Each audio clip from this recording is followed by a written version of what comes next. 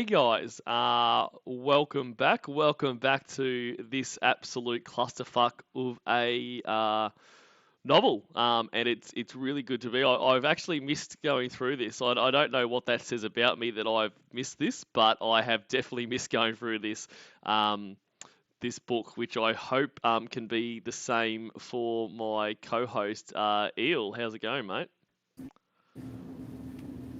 It's going good. I've missed it too. I'm glad to finally get into the plot of this book, I think. Absolutely. Well, hopefully. I mean, what? So we're now up to chapter 9, and I believe there are 12 chapters. So we've got 3 chapters left to hopefully get any semblance of a story. So, exciting times ahead, guys. Exciting times ahead. Um, so a bit of a recap because it's been a while. I'm actually struggling to remember what happened in the last chapter. Can you help us out there? Oh man. Sorry to put you on the I'll spot. certainly do my best. Yeah, it's like trying to remember a dream from when I was 6. So they got married, right? And then they had a kid. Hmm. Then, um, the mom keeps coming over, and She's always then, over. uh, yeah, and then like a year went by. And then Aaron had a another dream, another nightmare, and then he went for a walk, I believe. An I think angry that walk. that's the last chapter in a nutshell. I think A you've done Joran well there. level angry walk. A draw level angry walk. So, which is very appropriate for July. So, no, I think that's about sums it up. But yeah, I mean, you could really sum this whole book up so far in just a couple of sentences, couldn't you? Goes to war, comes back not the same with no apparent reasons why he's not the same. Um, Eats a lot, has some disgusting sex, flirts with his mum. Yeah, we're all caught up. So Yeah, it's really good. fantastic. You should write the back of books. Well, it would only work for Lorne's books, and I don't know if that's something that I want to get into. Um, but in any case, g'day to Lorne's mother Gwen's twink toilet. I'm devoted to you too. G'day, evil little McNuggets. Excited to see you and excited for the return of this. Spencer Silvera, hi sir. Cornville councillor, how are you? How are you? Cyber Squeak, always great to see you, Cyber Squeak. Um, who else we got? Gyro Shima. Hello, Jeff W. Sean McClure. Get that fucking Cornville three-way out of our lives. Zachary Slut Stanford, hello to you. Succulent Chinese, hello. Witcher, Duchess, La Senorita, Stumble, Repent, Repeat. Vast Ravioli, sup nerds.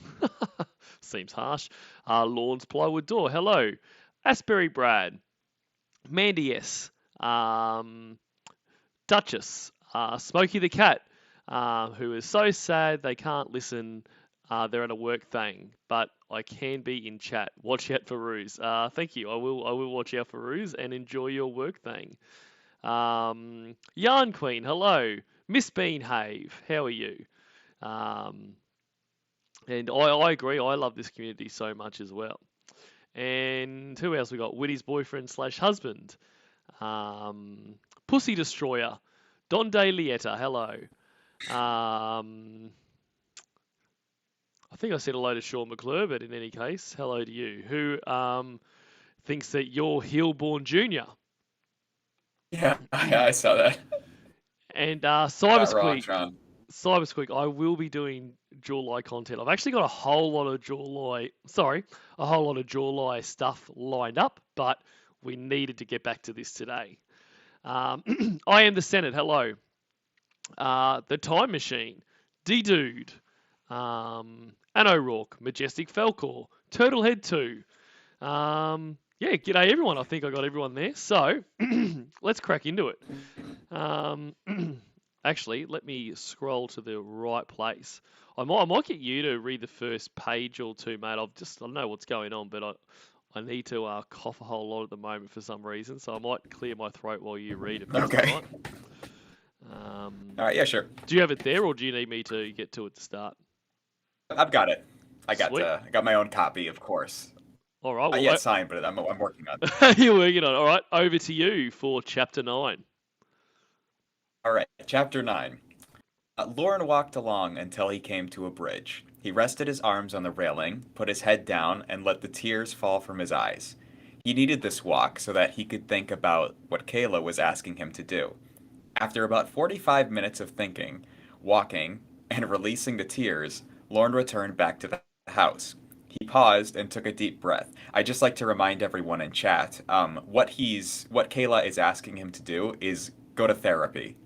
This is a very he had to think 45 minutes about the concept of therapy and what it would mean for him. He'd have to drive there and sit down. It's a whole thing. He needed 45 minutes to think about it. He paused and took a deep breath, opened the door, and walked in the house. Kayla was on the floor in the living room playing with Trevor when Lorne appeared. He looked at him with a loving look that told Lorne what he had to do. I'll call and make the appointment first thing Monday morning, he said. Thank you, Thank you, honey. Thank you, honey. Kayla returned. And I love how he appears. Like he just appeared. And I did. Yeah, miss... he's Yep, you go. I was simply going to say g'day to Alison Marie Armstrong, who I did forget earlier. So I just needed to say that before she started yelling at me. But back to you. Oh God. Joey's arriving late. But yeah, he appears he just walked in. It's like you're not this isn't Harry Potter. You're not apparating into the room. All right, thank you, honey. Kayla returned as she got to her feet and gave him a long hug and passionate kiss. If you keep kissing me like that, we could end up with another one of them, and said as he pointed towards Trevor. Not for a couple more years we can't, Kayla said firmly. So I can call and make the appointment. Go ahead. did he, was the, long hug and passionate kiss because he said that he would make the appointment on Monday? Like, I mean, I don't know. Once again, everyone is different, but like, basically, he has just, appeared.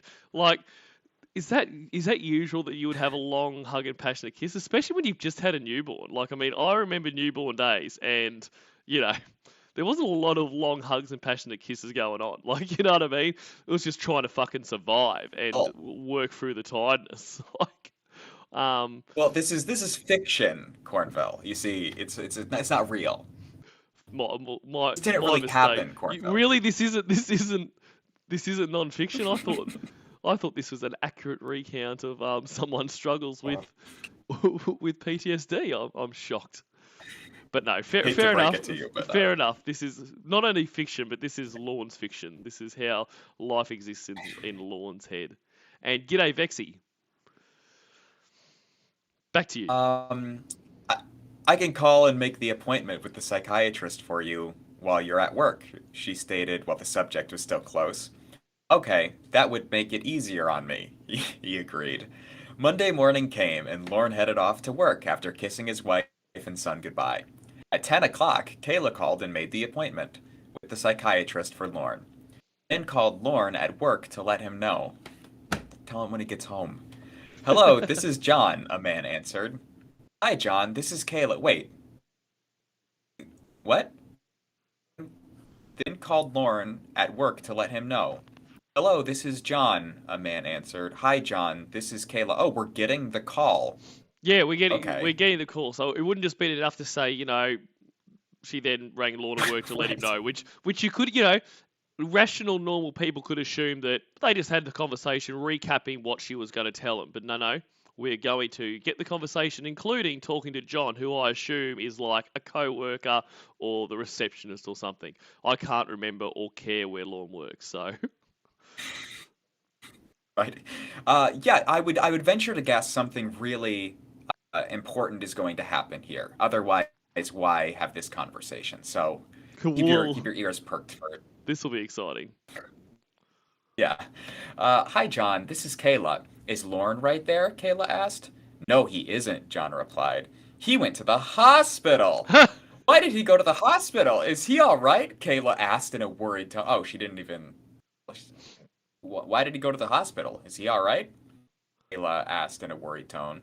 Well, John began, he had a little accident. All right. So What an I've got asshole. John sucks. two questions here. One, and probably going back to what we were talking about before. So they had a conversation in the morning just before he went to work and about the had an appointment with a psychiatrist. She said, "I'll do that for you." So is it normal that after saying this is what I'm going to do, you would have to ring him at work, disturb him at work to say, hey, that appointment I said I was going to make for you, I have made that for you. Like, surely that's when you come back home, oh, just letting you know I did ring the psychiatrist, like I said, you got to see him at 10 o'clock on whatever fucking day. You know? Like, that's weird to me. But the other thing is, have we followed this right? This is her call to be ringing up to say, hey, I made you that appointment, and it just so happens that like John answers and isn't like, oh, why are you calling? He's like, oh, what a coincidence that you called. Lorne's just had an accident. Like, this is weird. I don't get it. I think so. There's this thing in the United States, I'm sure that they have it in Australia, where you have an emergency contact. If you go to the hospital, they contact someone. Like, Yes, we have that. especially, yeah, like he cut his finger off. I'm Mm. sure that I'm sure that his work. You know what? Forget the emergency contact. I'm sure his work would call his recently pregnant wife and be like, "Hey, your husband's going to the hospital." Apparently, Kayla doesn't have a job, Yeah. so there's no problem with her getting to the hospital. This is Exactly. out of So the Twilight Zone. essentially, what we are to believe, is that at the like basically, Lorne's cut his finger off. They're right. Okay, Lorne, here's the finger. Off you go to the hospital. I'm going to ring Kayla and let her know. John was about to ring Kayla, and Kayla just happened to call. And it's been like, oh my god, what a coincidence! But they don't say that. Like if that happened, I mean, what an amazing coincidence that just at the time you were going to ring someone to say your husband's had an accident, that person rings. Wouldn't you be like, oh, Kayla, okay, so I'm a bit flustered. I was actually about to call you. Lorne's had an accident. It's just like, oh, hi, Kayla. Lorne's had an accident. Like, it's whatever. This is shit. Also, the doling out of information by John here is the worst possible way. He's at the hospital, and then he waits for her to ask. Like, I don't Yeah, know, if a friend of mine went to the hospital and their wife just so happened to call me, I'd be like, oh, hey, everything's fine, but Lorne just went to the hospital. He's fine. He cut his hand. But no, he's like, I'll just wait until the next question is asked. What an asshole. exactly. And before we get back into it, g'day, Anthony R. And Wayne Pizza Guy and some jealous basement dweller. Very appropriate name for this July. Absolutely. What happened to him? Kayla pressed. He cut a finger and had to get it bandaged, John answered. Knowing that Lorne had cut his finger off, he didn't believe it would be a good idea to inform Lorne's wife with that much detail at the time. So he kept it simple without lying. Okay, I like how we're getting like John's perspective on twisting the truth here. That was really important. Yeah. Okay, I'm going to go to the hospital to see him. Thank you, John. Kayla hung up the phone and got Trevor ready to go to the hospital. Before she was able to leave, Lauren's mother walked in. There's no comma. Hi, Kayla. Are you headed out? She asked. Yes, Kayla answered. Lorne cut his finger and is at the hospital, so I was going to go there. Well, you can't leave Trevor here if you want to. You can leave Trevor here if you want to, and I'll watch him while you go and see Lorne. Shocking, she's not going to see Lorne. No. That's What I was surprised just to say give him a kiss for me, but what an amazing coincidence, she's rung up John and John's oh like, yeah. and she's about to leave and here comes Mama Gwen, like it's amazing. This is all just happening. Like what easy writing this is for Lorne that everyone just appears, you don't have to waste because this way Yeah. he doesn't have to waste time with Kayla driving to the hospital, calling Mama Gwen to let her know. Like that's all handled now in the matter of a few sentences. Very economical. Yeah, it's almost like a stage play where like one character leaves and then another character enters, like to not discombobulate That the is audience. You only have so many characters on screen. that is exactly what this is like. That is the perfect way to sum this up. It's a stage play.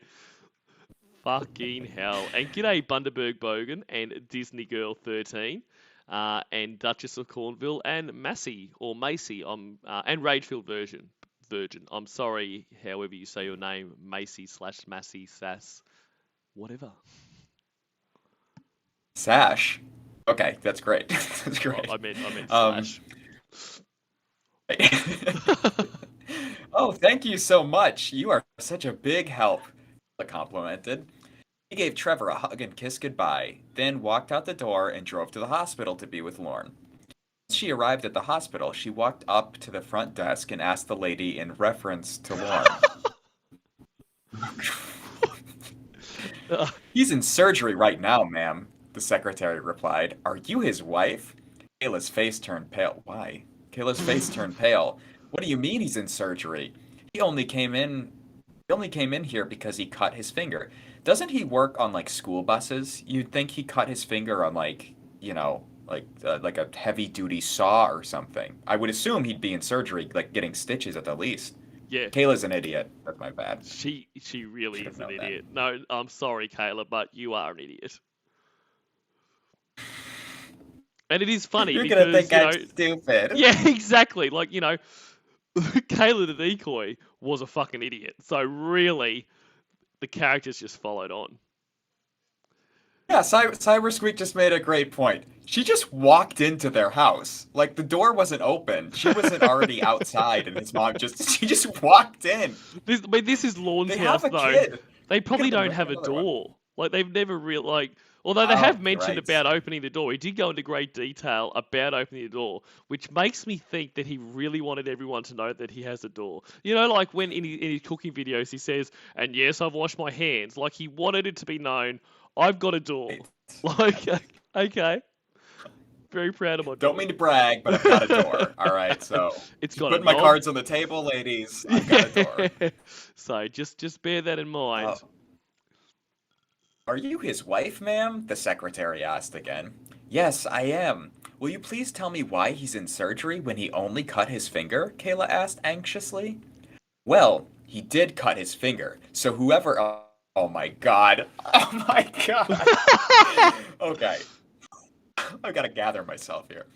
Well, he did cut his finger, so whoever told you that wasn't lying. But what they neglected to tell you, and I'm guessing they did it on purpose, was that he cut his finger off.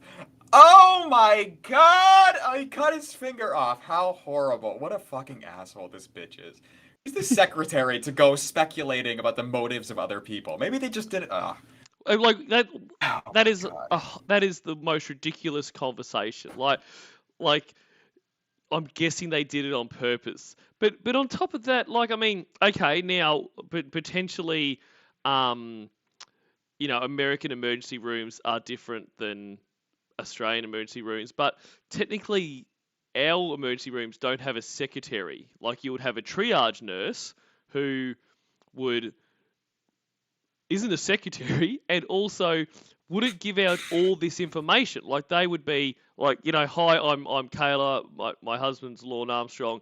I got told he's here. It's like, either okay, take a seat, or okay, come through, and then the doctor or not the triage nurse would have that conversation about what happened. I mean, the triage nurse is literally triaging shit. Like, you know what I mean? Like, okay, through here. Okay, next one. Okay, your leg's missing. You're going to be priority this. Like, she doesn't have time to have a cutesy little conversation about, oh, I bet they lied to you, but I bet it was for a good reason. Yeah, yeah. Wah, I've got nothing to do today. Right. Like, but correct me if I'm wrong. If that's American EDs with with Pam on reception sitting out front, like correct me if I'm wrong. But The only time that I've ever been to an emergency room was when I had to get an appendectomy when I was like 10. So I'm not well versed in emergency room etiquette, but I would guess that, yeah, they're not just like, let's have a folksy conversation about your husband who cut his finger off, and let me wildly speculate about the motives of the person who informed you about it. And this is so Lorne, too. It's like, Well, I didn't lie. I just didn't tell you the whole truth, and actually, I lied mostly. That's right. It's This is so him. essentially, I'm lying my ass off and I'm telling you the truth about it. Yes. And Yes, and look, and to be absolutely. fair, like to be fair to Lorne, I take back everything I just said. I mean, he treats everything with battery acid and gaffer tape, so he would never have seen the inside of a hospital. So this is all just guesswork. I think now he like doesn't he like abuse the emergency room and just not pay like Oh, the is that what he does Hippocratic now? oath like you have to treat. I believe so. I've heard that a bunch of times. I know no more information than anyone else, but I have heard it, so I'm taking it as fact. It's a Duh. bad thing about Lauren. It must be true. It does sound like Lorne. Like that Yeah, that's really fits into his wheelhouse. And g'day, Tranquillo.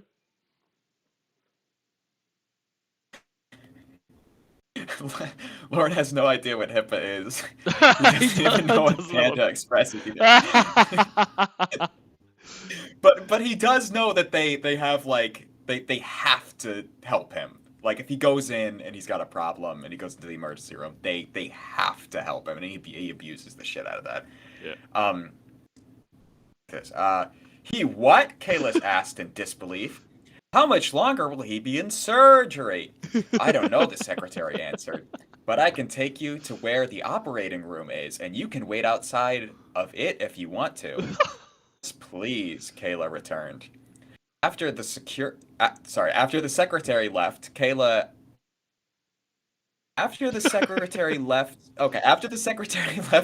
outside the operating room, Kayla decided she'd better call Lauren's mother and let her know what was going on. She walked around until she found the cafeteria, the payphone, then made the call. I thought they had cell phones. I'm pretty sure earlier that they established Yes. that they had cell phones, but whatever. This is a period piece. It's set in 1972. I understand, Lauren's mother said, trying Sorry. to ease Kayla's concern. Stay right there and wait. I'll stay right here with the baby for as long as you need me to. Right here. Okay, so I guess we didn't get that conversation. Right here. I'm gonna wait right here with the baby. Kayla hung up the phone after thanking Lauren's mother and made her way back to the outside of the operating room and waited. 2 hours went by when finally the doctor came out of the operating room. Hi, I'm Lauren's wife. She doesn't even introduce herself by her name. She's just Lauren's wife. I'm Mrs. Armstrong. Is he going to be all right? Yeah, I'm Lauren's mother and I'm Lauren's wife. Is he gonna be all right? I'm surprised she wasn't here. And this Kayla is the asked the this is the doctor therapist and the anxiously. doctor and also the neighbor. Exactly. Yes, he is, the doctor replied.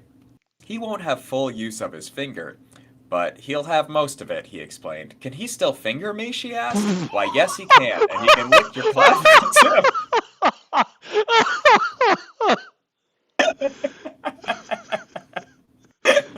That was not in the book, guys. Just so.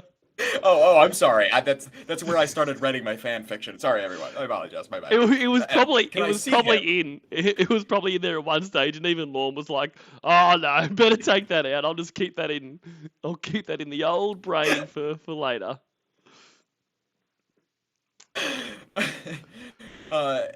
You can see him in about 30 to 45 minutes.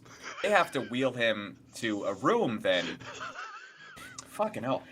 Have to wheel him to a room, then it will take about that long before he starts coming out of sedation. This doctor must be an idiot. I mean, my God. Okay, thank you, doctor.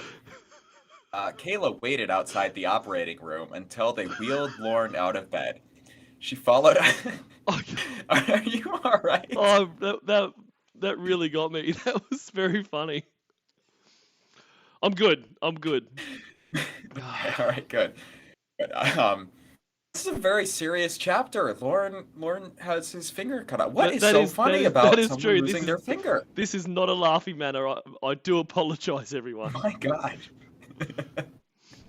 She followed behind them to the room they wheeled Lorne into. Once they had his bed in place and the wheels locked, they brought Kayla a chair, and she sat there and waited, holding Lorne's good hand until he woke up. When he began to come out of the sedation, Kayla scooted her chair up to be closer to Lorne's face. Surprised to see her, he was surprised to see her there when he opened his eyes. How did you know I was here? You know what would have been a really great. He shouldn't have lost his finger. He should have gotten knocked out, and we shouldn't have had any of this bullshit from Kayla's perspective because the story isn't about Kayla and her perspective. He should have got knocked out at the end of the chapter, left us with a cliffhanger, started up this chapter. He wakes up in the hospital. What the hell happened? Something crazy happened to him. That is right. That would have been good, and it actually would have been good to end the chapter because this chapter's fucking long and it's got so many different themes in it. Like, I mean, they're not good themes or anything, but like, this could have been 2 or 3 chapters. Like not in length, but in theme. And g'day to g'day to Cookie Whoopie Pie. I just saw you sneak in there, and Hardcore Poetry, and I am the Senate. I missed a few people while I was, losing my shit there. How did you know I was here? He asked her in a tired voice. John told me. Only he told me that you cut your finger. I didn't find out that you cut your finger off until I got here, she spoke calmly. And also, who is John? We never found out who John was. Like, do we assume that John's just a co-worker? Like, is John his boss? Is John the fucking... John's his probation officer. Very true to form there. John works with Maria. Right, yeah. And g'day Desire and Mike 52787. Yeah, I asked him not to tell you too much if you called while I was gone. Lorne said he had to have surgery. And if he could tell John that, why didn't he call his wife in the ambulance? Like, hey, I cut my finger off. I'm going to this hospital. Yeah. I'm fine. I'm physically fine. It'll be okay. I might lose the finger. Don't tell the girls. I did something stupid, but... Don't bring the girls.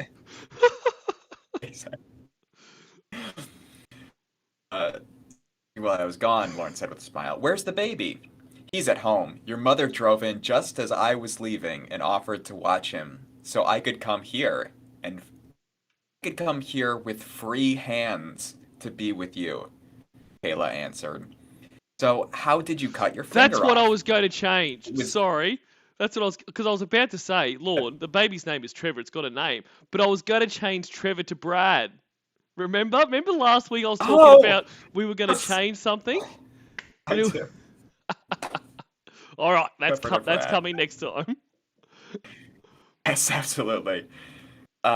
It was stupid, really, he returned. "I was cutting a piece of metal when I got lost in my thoughts and wasn't paying attention to where my finger was until it was too late," he explained with disgust in his voice from his lack of attention.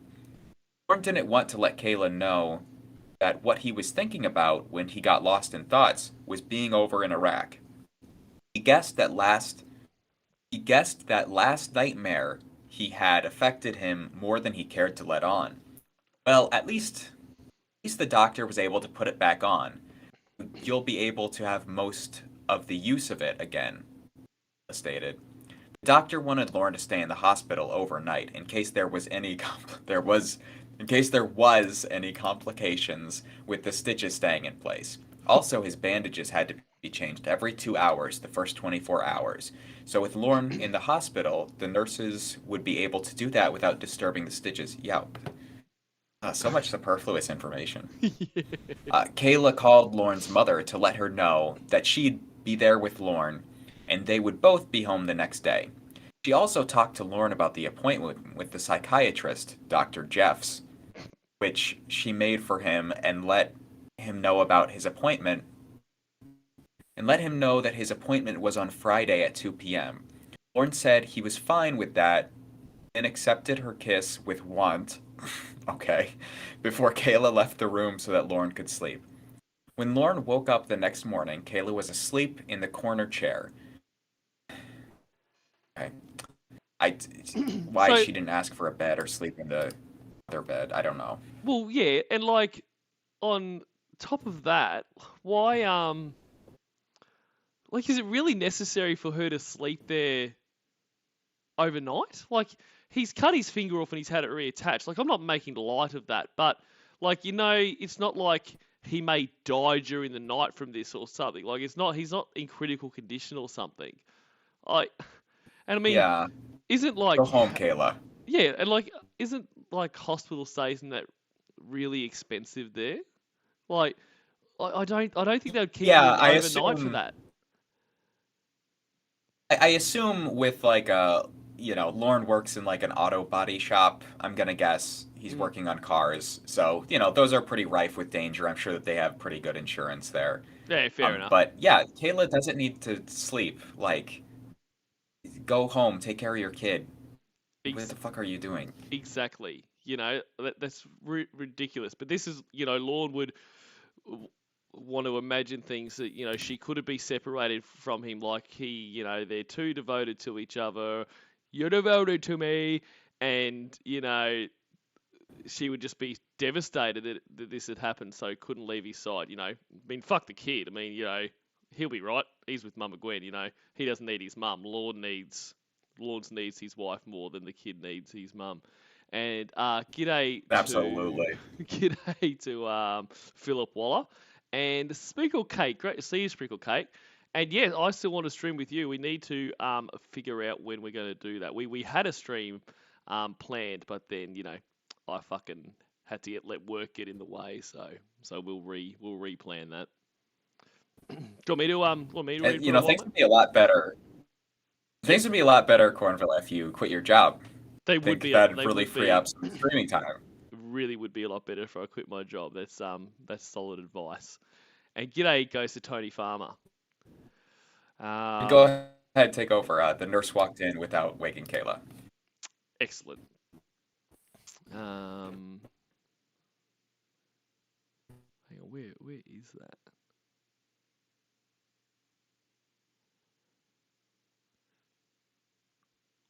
I can't. Oh, here we are. The The nurse walked first in without things. waking Kayla and gave Lorne his pain medication, then left just as quietly as she came in. Lorne turned the TV on and began watching the news while Kayla was still asleep. The anchorman was talking about the Iraq War, and Lorne got engrossed in the update and got lost in the videos they were showing. And you know what? I'm almost surprised that he didn't say that, like, he turned on the news and the anchorman was talking about him cutting off his finger. Like, because Lorne thinks that he's the center of the universe, so it wouldn't surprise me if he thought, local man cuts off finger, while fixing the school bus or Right. some shit. Um, Local hero, not local man. hero. Hero. Local hero. Lorne began sweating and his eyes became wet with tears as he grew more involved in the videos. He didn't snap out of it until the camera turned back to the anchorman, then to a commercial. It was then that Lorne realised he was soaked in sweat and that his bandage had become red with blood. He reached over and pressed the button for the nurse. A few moments later, a nurse came in and saw Lorne's bandage. I guess we better get a new bandage on your finger, the nurse said quietly, so not to wake up Kayla.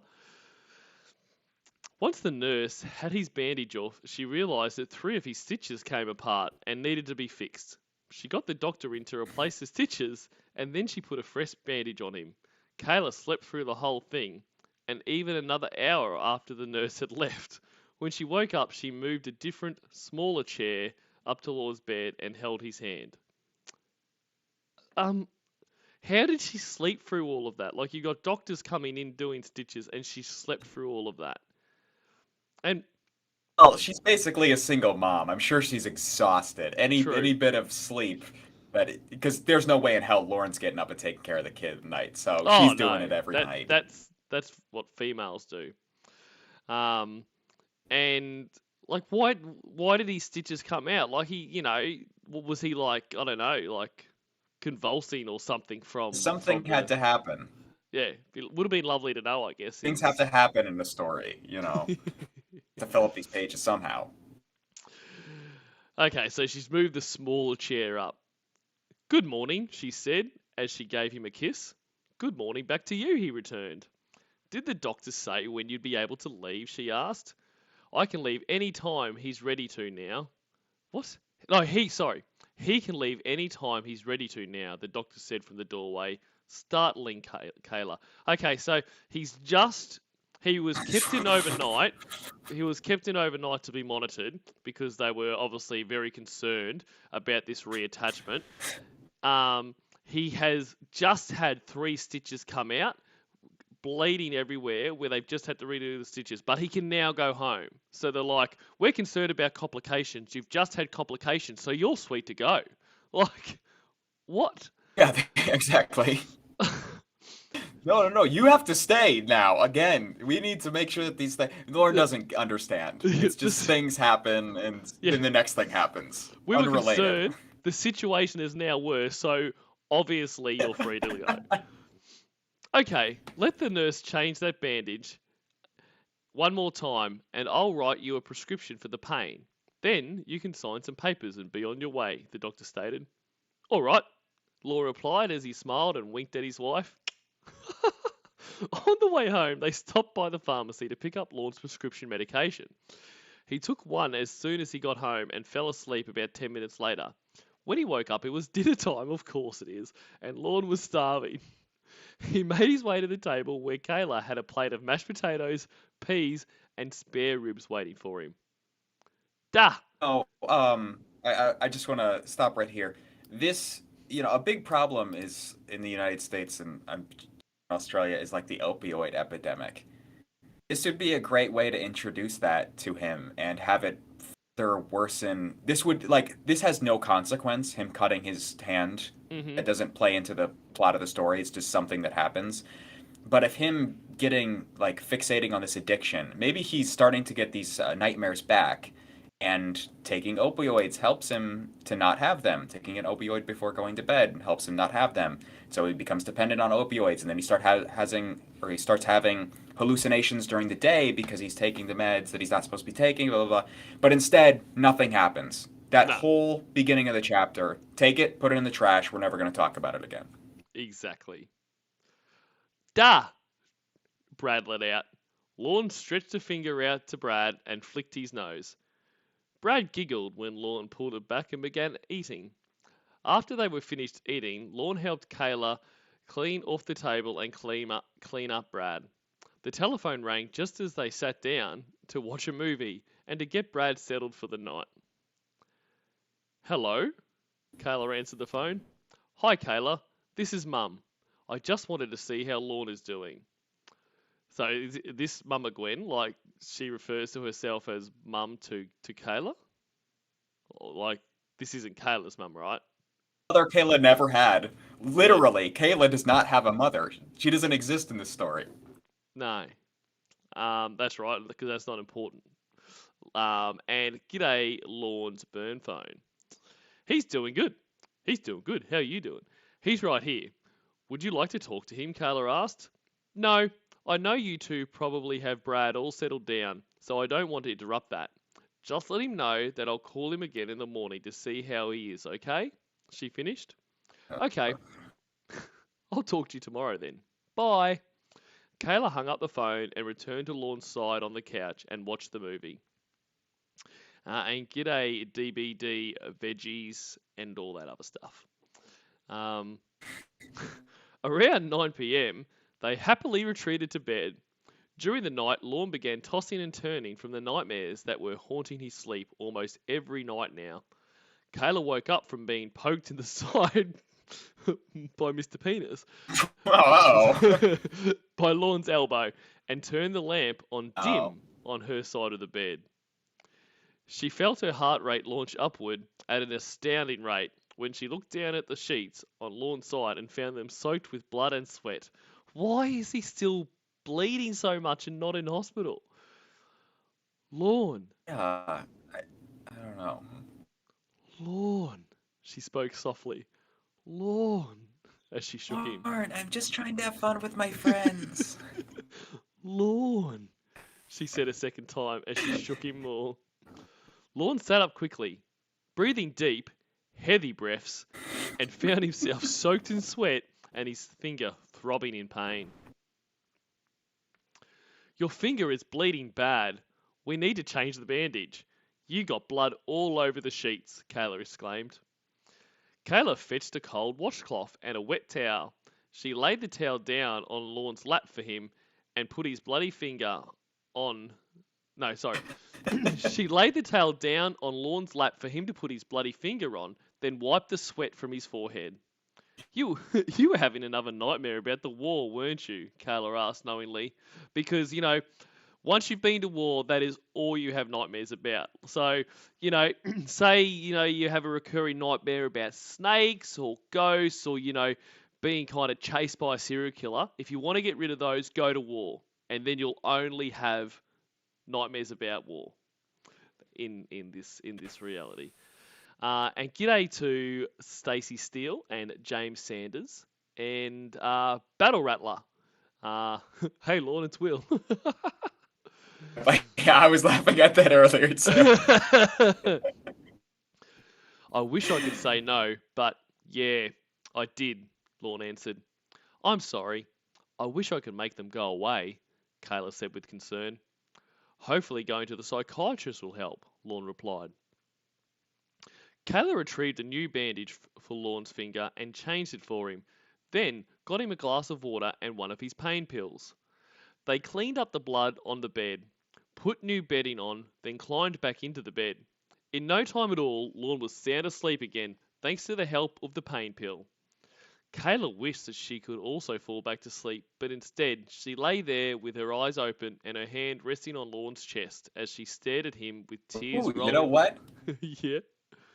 I just had an idea. Maybe Kayla should get a drug addiction. Like a character. Mm-hmm. Maybe add some turmoil to their marriage, like a second, like an actual plot. It's like some character conflict to drive the story forward instead of just bullshit randomly happening. Like Winnie. No, she should get a drug addiction yeah, like Winnie. Exactly.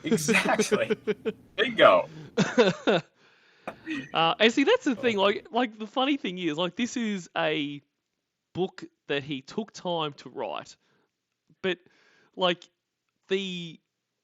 all of the scenarios that have been cooked up for him later in life are so much better. That they would make a much better novel than this. And yes, I understand the people that did those are obviously far smarter than Lorne, but I just think it's so ironic that he could just write down all the crazy shit that's happened to him now, and that would be a great book.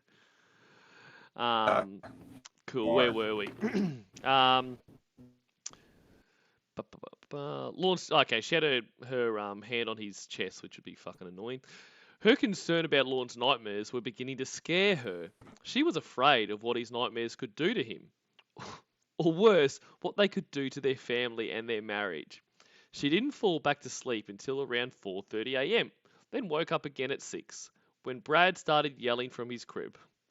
Lorne woke up at 8 a.m, of course he did. Because he wouldn't get up for Brad when he was yelling. Yeah, are you kidding me? And poured himself a cup of weak coffee. Kayla changed his bandage again, while Lorne quietly drank his coffee. Something had changed in Lorne that night, and Kayla could see it in the way he acted. The whole day he remained quiet and to himself. She could tell he was depressed and upset about his nightmares. That made her depressed because she didn't know how to help him. G'day, Matt Ryan, and I died it by myself. Friday rolled around and Lorne went to the psychiatrist. Not because he wanted to, but because he promised Kayla he would. When he returned home, Kayla asked him how it went. And why wouldn't he want to? He's commented that he thinks, hopefully the psychiatrist will be able to help him. He's commented how concerned he is by these nightmares and how it's affecting, his life. Why would he not want to go to the psychiatrist? Or is this just Lorne's way of saying what a hero he is? He doesn't want to do it, but for the good of Kayla, he's going to do it. He can't just go to the psychiatrist. I think it's the second one. I think it's I'm making this grand sacrifice for you. But yeah, it makes no sense that he wouldn't want to go and get this problem resolved. I don't get it why he doesn't want to do that. No, I don't either. He wants to see me twice a week for intense therapy, Lorne answered with a surly tone in his voice. You don't sound... Why didn't we get the psychiatrist visit? Fuck! That's not important. Do you really think that analysing his feelings, these nightmares he's having, do you really think that's important and will drive the story forward? you Yes, know, I think that's what the story is. I don't think the, his mom coming in and let me take care of Brad for a little bit. Like fuck that. I don't give a shit. Tell me about what happened at the intensive therapy appointment. This is so ass backwards. it Oh my god. really It's is. like it's just everything is wrong about this. Exactly. You don't sound very happy about that. Are you going to do it? I'm not very happy about it. No, I'm not very happy about anything I'm going through right now. I thought I was past it all, but it's all coming back to me like it just happened yesterday, he exclaimed. What a little bitch. Yeah, exactly. And he exclaimed No, I'm not happy about it at all. I'm not happy about anything that I'm going through right now. Fuck you. it. Fuck you, Lorne. God damn it. Exactly. Are you going to do the intense therapy? Kayla asked him again. Yes, I'm going to do it for us. For us, he answered. Ah, The psychiatrist told me not to expect great things because of what I went through in Iraq and the things I've witnessed. Well, what a great psychiatrist! Like, yeah, don't hold out much hope. Like, like you're a lost cause, but I'll keep collecting those checks. exactly. And g'day, Trooper grandson, Chatchabate Billy, who says ban Eel Reerg, and Pee Wee the Great. Hello. Yeah, I agree. I'm on team Chatterbait Billy. Ban that motherfucker. He made me no guarantees he could get me back to normal again, Lord finished. Kayla walked up to Lorne and wrapped her arms around him. He wanted to be the person she'd fell in love with, but wasn't sure if he would ever be able to be that person again. He wrapped his arms around her in a loving embrace and held on tight. Now, hang on. He said that when he got back from Iraq, he wasn't the person that he used to be. He wasn't the person that left there. He met Kayla after Iraq, so he is still the same person that she met. Like he was having all of this kind of shit when they met. That's a good point, but what you fail to remember is who cares? I always forget that. Kayla could feel the heat from Lorne's body as they held each other and could feel the emotion coming out in him, and it began to make her eyes tear up. She didn't want to lose her man to these bad memories. I hope, like, these guys drink a lot of water because they lose a lot of bodily fluids. Like, they need to keep hydrated or it's just going to end in tears, which they won't have the Mm, hydration to release. That night, exactly. she began praying for God to help Lorne let go of the bad things that happened and hold on to the good ones, and to let her keep her husband that she fell in love with. What a stupid paragraph. Over the next couple of months, Lorne continued. Okay, we're just time skipping again. Over the next couple of months, Lorne continued to do his intense therapy sessions with the psychiatrist. The sessions appeared to be helping him. He still had some nightmares and still got lost in thoughts at work and at home.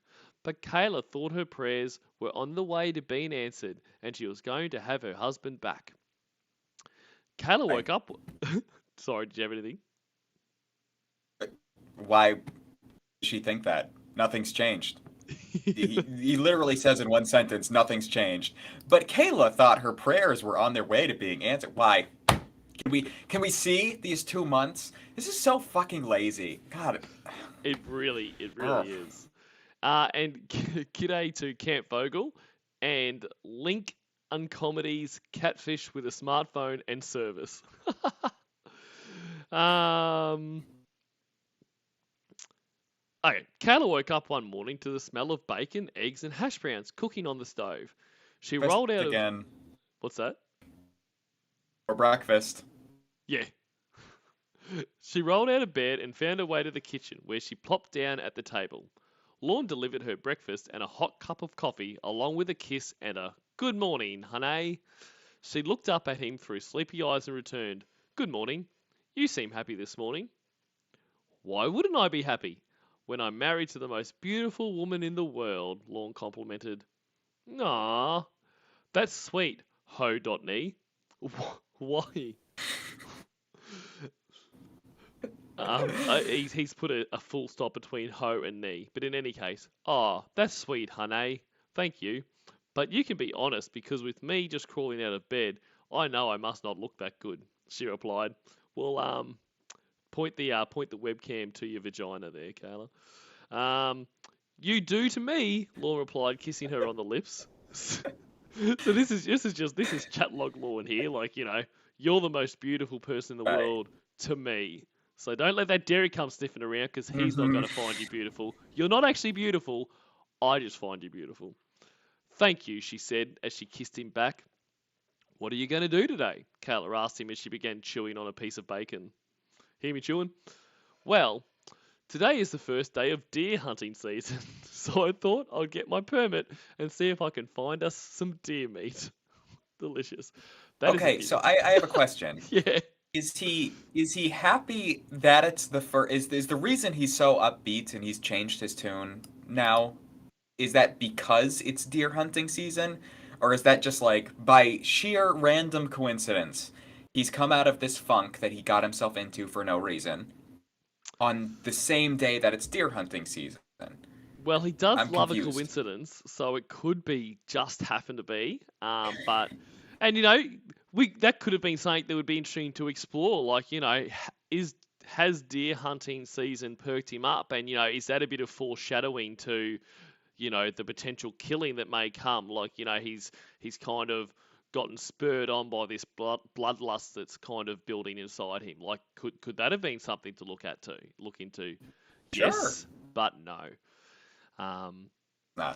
he wants to go and find some deer meat. That is, if you don't mind, Law replied with hope that Kayla would approve. I mean, Kayla is the most submissive person on earth. You could literally say, you know, I'm going to go fuck 3 women in front of you. That's if you don't mind. And she'd be like, okay, honey, as long as you're happy. I don't mind. Right. I was going to take Brad over to your mother's and go shopping today anyway, she answered. After they Make finished. some friends your own age, Kayla. I'm so sick of this. Kayla needs some friends. She needs to stop hanging around Lauren's mother. Is this a town full of like 4 people? Well, Like, there's goddamn. more people, but Lorne's all about segregation and isolation. So she only needs his mother and him. That's all she needs. And g'day, Jacob Evidently. Mertz. After they finished eating breakfast, they both got their showers taken. Their showers taken, and Kayla got Brad dressed while Lorne prepared himself for lunch and cleaned his gun. Then dressed himself in his old green army BDUs, field jacket and orange vest. He drove to the This is a town. red flag. He drove to the town That's hall. very concerning that he's putting on his old army BDU's field jacket and orange vest, especially when he's got these nightmares that are fueled by his PTSD. Yeah, Kayla, come on. Kayla, this is a red flag of all red flags. Do not let him go. No, Lauren, you're staying home today. Not yeah. after this. So he could do all this. He could then run out of the house, firing his rifle into the air, screaming "Paul!" and Cal would just sit there going, "Everything's fine. Everything's fine. Let's go to Absolutely. Lorne's mother's house." Um, Yeah. he drove down to the town hall and got his hunting permit, then returned home, gave Kayla a kiss, and headed off into the woods in search of a deer to kill. So why did he go and get the permit and come home? Like, did he need the like? He's got a gun permit, right? This is just a hunting permit, so he could have taken his rifle with him, gone to the town hall, got his thing, and just gone. Like, what a wasted trip to drive there, come back home, just so you can give Kayla another kiss. But I guess he does Yeah, really I fucking don't love know. kissing. Like, I've never heard of Yeah. anyone who likes kissing this much. Um, Their mother. Pervert. Lorne walked for about an hour until he was deep in the woods and knew he'd be able to find a nice sized buck. He made his seat at the trunk of a large old pine tree and poured himself a cup of steaming hot coffee from his thermos. He looked up into the branches of some neighbouring trees and watched some squirrels jumping from branch to branch, up and down the trunk of the tree as if they were playing tag with each other. He took a sip of coffee and absorbed the heat it supplied on his nose as he tilted the small cup to his mouth. The morning had a bitter chill, but Lorne was enjoying it. A couple of hours went by, and Lorne hadn't seen a thing as the day grew warmer. He began to think to himself, maybe I should try to find a different spot. He pushed the thought from his head and remained in his original chosen spot because he had a feeling that his patience would pay off. He enjoyed the surroundings as he sat there eating his lunch and swallowing another cup of hot coffee. Once again, he began watching the same two squirrels and that had entertained him earlier. In the distance, he heard Still a there? hey. Like, dude, squirrels run around. He's been here for hours. They're just like they're hanging out. Is he fucking like a Disney princess? Just woodland critters are coming around him. That are going to come down and dress him So and fucking stupid. Yeah. he swallowed the hot coffee. The squirrels were dancing still. Um, in the distance, he heard a cracking sound. A sound a dead branch makes when it's being stepped on. Then he heard some rustling of dead fallen leaves. He slowly set down his cup of coffee, quietly picked up his gun, and rested it on his thigh. Looking in the direction of the noise, he spotted a small raccoon. Lorne relaxed his tensed muscles at the sight of the raccoon. He was bummed out for a few seconds because he thought the sound was made by the raccoon. Fucking hell, how many times do I have to say raccoon? Is it raccoon or raccoon? Raccoon? Trash panda? Raccoon is how I say it, but trash panda. Then he glanced up at about 1.5 feet above the trash panda and spotted a very large buck standing strong, approximately 30 feet away from the raccoon. Fuck me. Stop saying that fucking word. Lorne's muscles tensed up again as he lifted the gun to his shoulder, took aim, and fired. A split second after pulling the trigger on the gun, the large buck dropped to the ground. Thanks for explaining how fast bullets travel. Lorne smiled at his success as he lifted himself off the ground and trampled through the small bushes to where the buck had fallen down dead.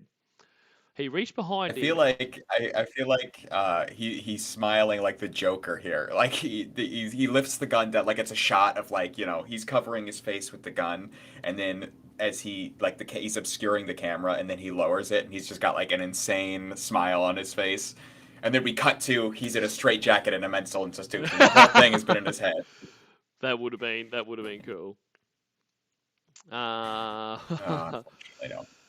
He reached behind him and unsnapped the buckle that secured his buck knife into its scabbard and pulled the knife out.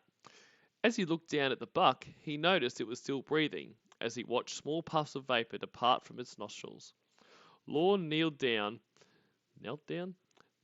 whatever, and gripped the knife tightly in his hands, then placed the blade of the knife against the buck's neck. He made a small grunt as he pressed the blade in and slid it across the buck's neck. Watching the skin spread apart and thick red blood filled the split area. Somehow, watching the life fade from the animal's eyes and seeing the blood flow from its body intrigued Lorne and made him enjoy what he had just accomplished. It took his mind back to Iraq when he was killing the enemy. He felt a small release of satisfaction in the murder of the animal and wished that he could make another kill, but the law only permitted a person to kill one deer each. Like, credit to Lorne here. He is actually starting to do a little bit of character development, working towards what, spoiler alert, is to come. Like, he's actually done a decent enough job of, kind of taking through the kind of this was more than just killing for meat. Like, this was more than killing for meat, putting the animal out of its misery as fast as possible. He was really enjoying, and it almost made it feel like he was doing this, quite slowly. Like, he was really enjoying that, which is like, so that's probably the only bit of credit I'm going to give him for this book. Like, that was actually well done, I thought. Yeah, So, like credit where credit's due. someone else probably wrote it. That should have been a lot. Yeah, right. That should have been a lot longer, but like, yeah, I was getting into it, and it's like a little bit of foreshadowing. We don't know 103 out of 142 pages into this book that he's going to go on a murdering spree, so, he started murdering something. Yeah, this Okay. is actually pretty good. And g'day, Lorne's unclimbable ladder. Lorne gutted the deer where it laid and to make it easier to carry back to the house. Once he got it back, he hung it upside down from a branch on a maple tree to drain all the excess blood. The next couple of weeks, Kayla noticed that Lorne was becoming the man she fell in love with again, and she gave credit to the psychiatrist for the success. Lorne had once again began working about 55 hours every week and being the husband and father Kayla knew he could be. He would come home, eat supper, spend time with Brad, and read to him before he went to bed. On most nights, after Brad was asleep, Lorne would bring Kayla a glass of wine in bed and make love to her. Gross. Before they would wrap themselves in each other's arms and fall asleep inside each other. Kayla was the happiest woman in the world and did everything she could to let Lorne know how she felt about him and about their lives together. Say something that makes me feel good about us. She felt like God. she felt like Cinderella and was happy to see her fairy tale coming true. Lorne continued his intense therapy, even though he didn't think he needed it. He knew it made Kayla feel better, and that was enough for him. One night he came home to an unexpected large meal with wine and candlelight. What's all this for? Lorne asked with a smile on his face. Well, I guess you've forgotten that we met 2 years ago on this day, Kayla answered. I'm sorry, honey. I didn't mean to forget, Lorne apologized graciously. You're a man, Kayla retorted. I expected you to forget. Ha lol. Stupid men, they can't remember this kind of stuff. And, Oh, classic joke. and very very common for that just to be overlooked as don't worry about it. So, I guess that means I'm forgiven, Lorne asked with hope. Yeah, this time. Just don't let it happen again, Kayla returned. Yes, ma'am, Lorne cajoled, then pulled her in for a long, passionate kiss. They ate their meal and drank their wine and enveloped each other the rest of the night until they fell asleep. They only got interrupted by Brad's waking up one time during the night, and Lorne went to check on him so that Kayla could stay in bed and sleep. Nice, Lorne. Time went by, and Lorne had been faithfully going to see the psychiatrist for the last 6 months. He was tired of going to intense therapy. His aggravation began to show one night when he unintentionally snapped at Kayla. And g'day, DJ Payne 1, and anyone else that kind of came in there that I may have missed. But I am glad you're here. What's wrong? What's wrong? Kayla asked in astonishment. But what did he snap at her with? Like, what did he say? Like, Yeah. If you're gonna do, And they were like literally earlier on this page, they were having like a loving romantic evening. I guess he just now, for no reason, he just snapped at her. Fuck. Yeah. And so what was it? What was the conversation leading up to that? Like, she obviously must have said something. He must have snapped back. What were both the things? But okay, he's unintentionally snapped at her. So just make up in your own mind, what that might be. He never meant to do it. Well, that's right. He did never meant to do it. So maybe she was talking about Dan or something, and that's what he's snapped at. What's wrong? Kayla asked. It's like, Lorne, I want to leave the house. No, No, fucking no. There's other I guys fucking out there. told you. I fucking told you no. You got 10 minutes to go to the shops and get back, or I know you're fucking cheating on me, you fucking slut. Oh, that's so sad. It is pretty sad. What's wrong? Kayla asked in astonishment. I don't know. I guess I'm just tired of going to see the psychiatrist 2 times a week.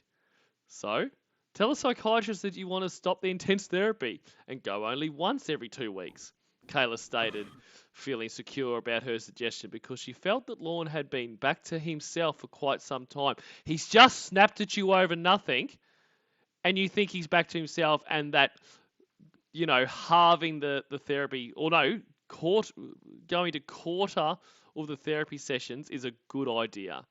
You are a fucking idiot. No wonder you don't know you had a garage. So she thought he was basically cured. He sounds cured. Are you sure you're alright with that? He asked her. Yeah, you've been like your old self almost since you first started seeing the psychiatrist. So you feel good about it. Then I trust your feeling, Kayla replied, and then gave him a kiss on the lips. All right, I'll let the psychiatrist know at my next session. He told her with a smile and returned her kiss with one of his own. This is just ridiculous. I take back my compliment Yeah, from well, before. yeah, right, redacted. But also, like, this is so indicative of Lorne thinking he knows best. Like, oh well, they don't. They had me switch from going to alley, and I was making progress. Like, no, you weren't. They're not trying to sabotage you. They want to get you the fuck out of this program as quickly as possible. You've been in it for a decade. You made no progress. And this is the same shit. He's like, well, I don't need to go see a psychiatrist 7 times a week. This is ridiculous. Like, clearly you do. They don't just want to keep you there. They're trying to fucking help you. They're experts, and you're just a dumbass. Exactly, and this is Ugh. he treats it like it's an inconvenience. Um, and oh, sorry, Smokey the Cat's corrected me. It's pronounced slut, not slut, Bah. and called me a moron. So thanks very much, Smokey the Cat. That's fair. Um, fucking no RIP for you. All right. Lorne, Lorne did as he'd said and stopped his intense therapy sessions with the psychiatrist. He set it up so that he went twice a month to see the psychiatrist, even though Dr. Jeff's. Jesus Christ. Okay, so originally he was going to go once every 2 weeks. It's now twice a month, or once a month. Oh no, sorry, he has said that right. He went twice a month. Okay, that's still not what they discussed, but in any case, to see the psychiatrist, even though Dr. Jeffs didn't think it was a good idea to reduce the sessions just yet. He had dealt with other people that showed similar signs as Lorne had shown, and had even seen a couple of them commit suicide after 1.5 years of intense therapy. He didn't want to see the same thing happen to Lorne. He knew he was a good young man with a wife and son, and didn't want that to get lost unnecessarily. He prayed for Lorne after he left his office to head back home, and hoped he would change his mind in the near future. I Everyone's weirdly religious, but so there's never any talk of religious. church or like any religious themes. It's just they're praying. That's right. His psychiatrist Why? who thinks this is a terrible idea, rather than working on getting him to see that, is just going to pray. Law returned home feeling confident that he had made the right decision about reducing his therapy sessions. After dinner that night, Lorne read to Brad, then retired to bed early, even though Kayla stayed up to watch a movie she'd been waiting to see that was on television. Lorne felt himself. he's put an exclamation mark instead of the L in self. Himself. Lorne felt himself running with Brad in his arms, and okay, I'm assuming this is a dream. We haven't been told it's a dream. Yeah, me too. He's put it in, quotation marks. So He's interacting with his son, so I think it's a dream. I don't think we've seen that yet. it must be a dream. Okay, so in this dream, Lorne felt himself running with Brad in his arms and Kayla following behind him. He had his M16 rifle in his left arm, with the strap pressing hard against the base of his neck and his shoulder. His buck knife swung loose on the bottom and slammed against the side of his leg with every stride he took, and his feet were killing him because of the uncomfortable sole on his combat boots. Lorne and his family were in the open and were easy targets. He needed to find a place for them to hide, some place fast where he knew they would be safe. Lorne kept looking behind him as he ran. The blast came while he was turning to face forward again. He couldn't feel himself running anymore. Everything around him was invisible because of the thick cloud of dust. He looked at his arms to find his son no longer there. "Where is he?" he shouted. He shouted that. "Where is he?" he shouted. "Brad!" The dust cleared just enough so that he could see an outline of Kayla on the ground, laying flat. "No!" he yelled. "Kayla!" he screamed out. He tried to run to her, but realized he was paralyzed. What was holding him? Why couldn't he move? He pushed himself up by his arms and looked down to find his legs gone. Lorne began taking deep, panicking breaths, then screamed. He sat up straight in bed, soaked in sweat from the nightmare he just had. He put his hands down to his legs to assure himself it was just a dream. Running his hands up and down them, he took a deep sigh of relief and whispered, "Thank you, God." And then, thank you, God. And then put his hands to his forehead to wipe the sweat away. He struggled to get out of bed because the nightmare had taken a lot of his energy. Finally, he made it to the bathroom, turned the light on, and took a quick shower to wash away the nightmare and the sweat before Kayla came to bed. So, do we assume he wasn't screaming in his dream then? Because surely she would have heard all this. So, the quick wash down wouldn't have, got rid of it, Yeah, I don't think he was screaming IRL. This is a dream. Yeah, he's washing himself off. Right. After drying off, Lorne took a long look at himself in the large mirror. God, did I make the right choice in reducing my sessions with the psychiatrist? He asked himself. Then he gave into the decision he had already made earlier that day. Yeah, he said in a whisper. This was just a fluke that I had a nightmare again. It'll pass. Of course. And g'day, you passed out Roy in the van. Get your fucking head off that horn. The next morning, Lorne woke up feeling better than ever. He made breakfast for him and Kayla and Brad, then decided that because it was Saturday and he wasn't working today, that he and his family should go to the zoo. Brad had never been to the zoo, and it would be neat for him to see all the different animals. He wowed at the bears and awed at the lions and all the other different animals that were there. The fun-filled day had tired Trevor out to the point where any possibility of him waking up the whole night was impossible. Lorne laid him in his crib when they got home, and now, 2 hours later, he was ready for bed himself. Lorne slept great through the whole night, but woke up with a pounding headache and an urge to just be completely left alone.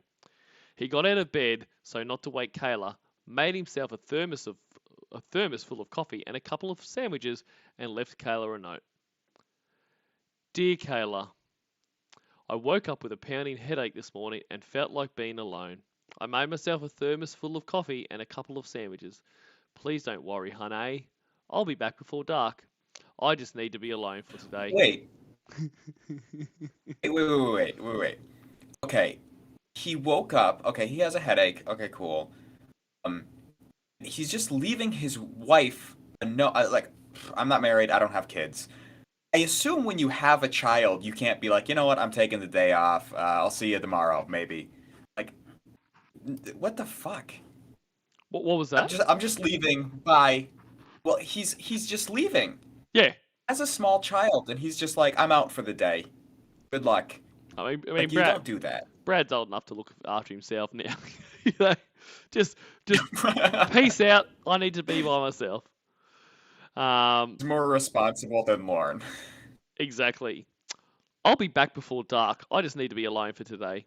I love you, Lorne. I mean, I am surprised he didn't write her a poem. If there's ever anything wrong with me, you are the cure. You want to take over for a while, mate?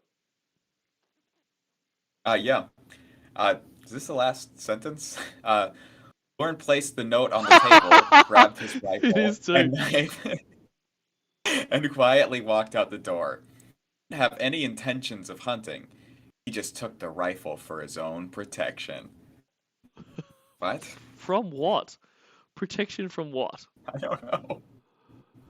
Jesus. I don't know. Deers? Murderous enemies out in the forest? This is absolutely ridiculous. How are you sitting, mate? Do you want to go on to chapter 10, or do you want to call it here for this week? I'm happy either way, buddy.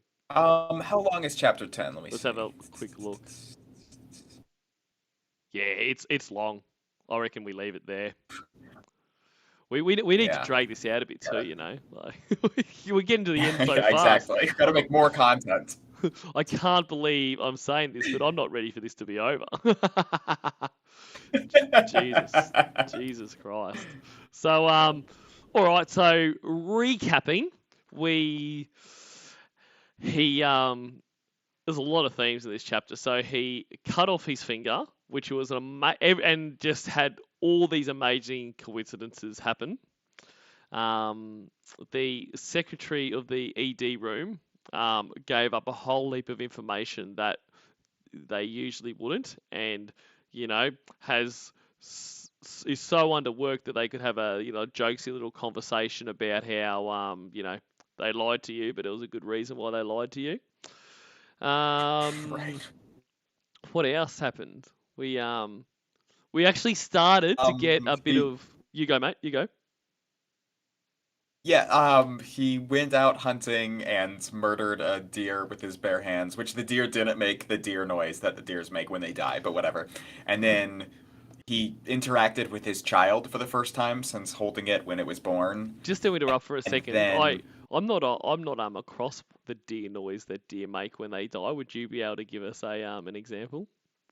oh my God, I went deer hunting once when I was like 5 years old, and I never went again because it was so horrifying. But it's like it's like the most horrible noise you've ever heard. They don't make a single sound their entire life, and then when they die, it's like this blood-curdling scream that's just look it up. It's fucking terrifying. I don't think I Ugh. will. I think I'll just be happy with your rendition Oh. because that sounds awful.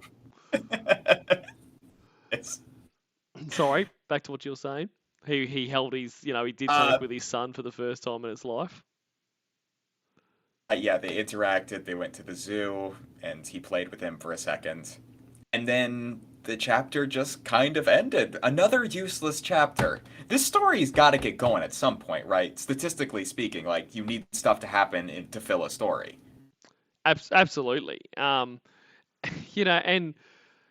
oh, and that's right. He had all these dreams and that nightmares and that coming back. Started therapy and then just decided that despite all the Right. evidence to the contrary, in fact, despite being his absolute worst in terms of his struggles in this book in terms of how many nightmares he's having, the fact that he's starting to really kind of experience like a bloodlust and enjoyment of killing, he thought it was the perfect time to basically stop his therapy or go down to one session a month. Like Everyone knows best. Lorne, absolutely, Lorne always knows best. So so I do think we are starting to come to the most exciting part of this book. I'm not going to say it's exciting, but in terms of the rest of it, it's really starting to ramp up. So, anything you want to kind of add before we call it a night? Nope. I really enjoyed everybody's comments tonight. There was a bit where I was laughing pretty hard. So great work, everyone. Absolutely, and I agree. Like, I mean, every week it's really good, but I thought everyone was, next level. This one, and to the point where it was hard to read at times because I was just wanting to read what you guys were saying. Um, so I th- bet. so thank you for that, and thanks for being here, guys. It's been a few weeks since we've done this. So thanks for hanging in there, and thanks for joining us because it's pretty fucking boring without you guys. No offense, Eel, but Well, yeah. I take great offense. How could you say that about us? How could you No, no, do this no. to us? Oh, and g'day, Mistress Joy von Floofington. I think I missed you come in earlier. So all right, guys. Thanks very much. We will be back next week with chapter 10. Um, and I am hoping to do another stream or two this week and get cracking on some July stuff, but also do some lawn stuff because I know everyone doesn't like drawing stuff, but it's pretty fun. And I've got to say, it's fantastic at the moment. Like this is the best July ever. So many people are streaming, Absolutely. and it's just good shit. Um, all right, guys. So thank you, Eel. Thank you to you guys, and don't forget to delete your archives.